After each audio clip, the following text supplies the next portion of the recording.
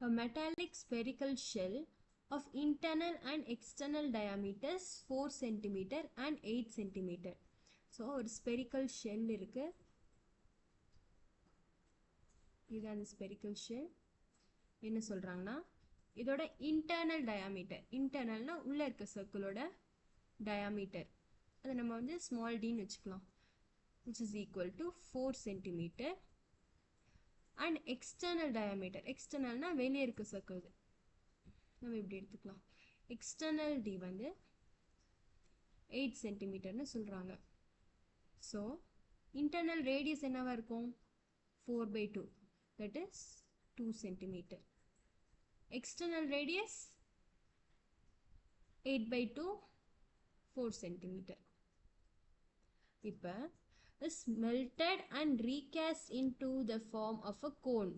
இப்ப இந்த spherical shell அவங்க melt பண்ணி கோனா சேஞ்ச் பண்றாங்க.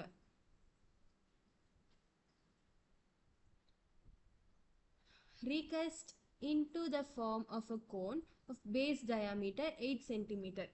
இப்ப இந்த கோனுக்கு கோனோட diameter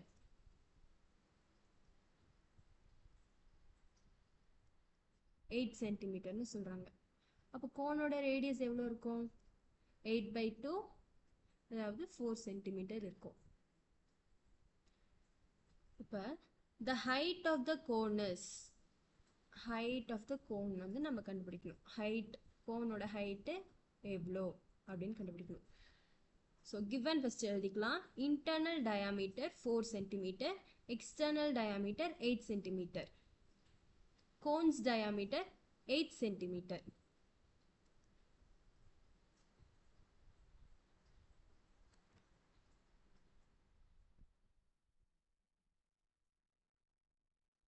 நம்மளுக்கு already volume of spherical shell தெரியாது, ஆனால் வால்யூம் ஆஃப் ஸ்பியர் தெரியும். வால்யூம் ஆஃப் ஸ்பியரோட ஃபார்முலா என்னன்னா 4/3 பை ஆர் கியூப். ஸோ இங்கே 2 ஸ்பியர் இருக்கு. இதோட வால்யூம் எப்படி கண்டுபிடிக்கணும்னா outer volume minus inner volume, அதாவது அவுட்டர் சர்க்கிளோட வால்யூம் மைனஸ் இன்னர் சர்க்கிளோட வால்யூம். அப்போ நம்ம அவுட்டர் சர்க்கிளுக்கு என்ன வச்சுருந்தோம்?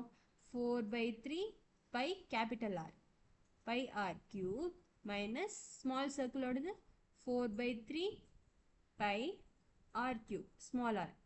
ஸோ இப்போ நம்ம காமனாக எடுத்தா 4/3 பை காமனா ப்ராக்கெட்டில் capital R cube minus small R cube, அதுதான் இங்கே எழுதியிருக்கேன் டைரெக்டாக. ஸோ இப்போ இந்த ஃபார்முலாவில் நம்ம சப்ஸ்டியூட் பண்ணால் 4/3 பை கேபிட்டல் ஆரோட வேல்யூ வந்து 4 சென்டிமீட்டர், ஸ்மால் ஆரோட வேல்யூ வந்து 2 centimetre. So 4/3 pi 4 cube 64, 2 cube 8. இதை நம்ம சால்வ் பண்ணால் 224/3 பை சென்டிமீட்டர் கியூப். இதே அந்த பை அப்படியே வச்சுருக்கேன்னா நம்ம வந்து ரெண்டு வால்யூமும் ஈக்குவேட் பண்ண போகிறோம். ஸோ இப்போ இந்த ஸ்பெரிக்கல் ஷெல்லை மெல்ட் பண்ணி தானே நம்மளுக்கு கோன் கிடச்சிது. அப்போ ரெண்டுத்துக்கும் வால்யூம் வந்து ஈக்குவலாக தானே இருக்கும். அதே வால்யூம் இந்த ஸ்பெரிக்கல் ஷெல்லோட வால்யூமை தான் நம்ம வந்து கோனை கன்வெர்ட் பண்ணுறோம். ஸோ ரெண்டுத்துக்கும் வால்யூம் வந்து சேமாக இருக்கும். So volume of cone which is equal to volume of shell, ரெண்டுத்தையும் ஈக்குவேட் பண்ணுவோம். ஸோ வால்யூம் ஆஃப் கோனோட ஃபார்முலா நம்மளுக்கு ஆல்ரெடி தெரியும், 1/3 பை ஆர் ஸ்கொயர் ஹெச்.